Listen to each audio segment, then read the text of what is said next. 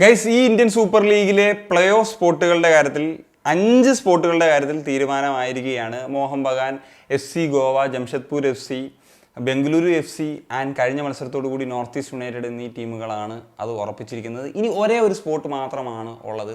അതിലേക്ക് മത്സരിക്കുന്നത് 2 ടീമുകളാണ്, മുംബൈ സിറ്റി FCയും ഒഡീഷ FCയും ആണ് എന്നുള്ളതാണ്. ഇതിൽ സാധ്യതകൾ എങ്ങനെയെന്നുള്ളതാണ് നമ്മൾ ഇന്നത്തെ ഒരു വീഡിയോയിൽ സംസാരിക്കാനായിട്ട് പോകുന്നത്.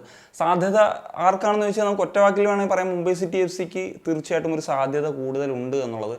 അതിൻ്റെ ഒരു റീസൺ, നിലവിൽ അവർക്ക് 33 പോയിൻ്റ് ഉണ്ട്, അവർക്ക് 2 മത്സരങ്ങൾ കയ്യിലുണ്ട് എന്നുള്ളതാണ്.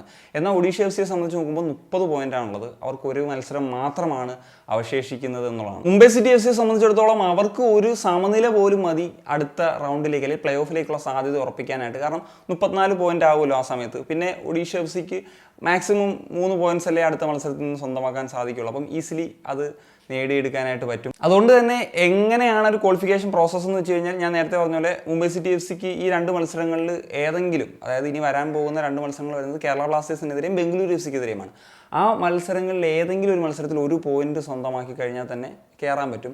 ഇനി ഒഡീഷ FCയുടെ ഒരു സാധ്യത എന്ന് വെച്ച് കഴിഞ്ഞാൽ, ഒഡീഷ FCക്ക് അടുത്ത മത്സരം വരുന്നത് ജംഷഡ്പൂർ FCക്കെതിരെയാണ്. നാളെയാണ് ആ മത്സരം നടക്കാൻ പോകുന്നത്. ആ മത്സരത്തിൽ ഒഡീഷ FC വിജയിക്കുകയും മറ്റ് 2 മത്സരങ്ങളും മുംബൈ സിറ്റി FC പരാജയപ്പെടുകയും ചെയ്തു കഴിഞ്ഞാൽ മാത്രമേ ഒഡീഷ FCക്ക് ഒരു സാധ്യതയുള്ളൂ എന്ന് നമുക്ക് പറയാൻ സാധിക്കും. പിന്നെ ഹെഡ് ടു ഹെഡ് നോക്കുന്ന സമയത്ത് 2 ടീമുകളും പരസ്പരം കളിച്ചിട്ടുള്ള മത്സരങ്ങൾ സമനിലയിലായിരുന്നു പിരിഞ്ഞ്. അതുകൊണ്ട് തന്നെ GDയിലേക്ക് പോകുമ്പോഴത്തേക്കും നിലവിൽ ഒഡീഷ FCക്കാണ് ഒരു അപ്പർ ഹാൻഡ് ഉള്ളത്. എനിക്കൊന്ന് മുംബൈ സിറ്റി FCക്ക് 0യും ഒഡീഷ FCക്ക് +6 ആണുള്ളത്. അപ്പം അതൊരു അഡ്വാൻറ്റേജ് തന്നെയാണല്ലോ. പക്ഷേ ഈ പറഞ്ഞ പോലെ 2 മത്സരങ്ങൾ കയ്യിലുള്ളതും 3 പോയിന്റ് ലീഡുള്ളതും മുംബൈ സിറ്റി FCയെ സംബന്ധിച്ചിടത്തോളം ആനുകൂല്യമാണ്.